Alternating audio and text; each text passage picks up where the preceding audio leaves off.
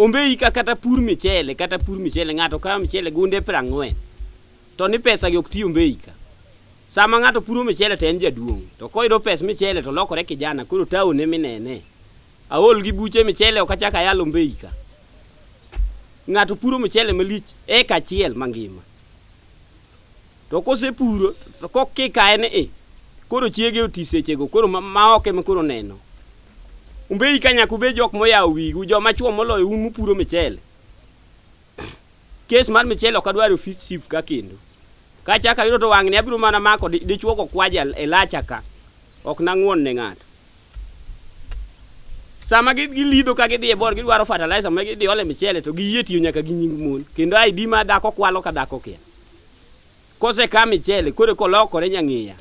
Koro kanyo idha pika koro kodwaro odwa magari moa airport matere Kisumu. Ka pes Mchele rumo to chako duoge ng'ade nywandi makor gwenga. Jo Ombei leo chunya malich.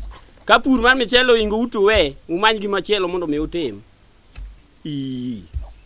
Kata mana daya maonge gima nyong'eyo. Ni ka Mchele chiek ni koro lokore madam, koko dwal lao jo angla nyaka manosetho. Odwa no goch ne gi mondo dhi omiel. Beni wuojo chiga ywe gi kwe, pod jodongo gi de pari. Sani nyane no ko pur Mchele thumbe beni koka giruko go. Ani chief yawa. Jasiaya. Ibiro. Abiro. Ambe weche moko ne chwanya kama na mag Mchele wa Ombei gi. Tudhi nade ot kanyo.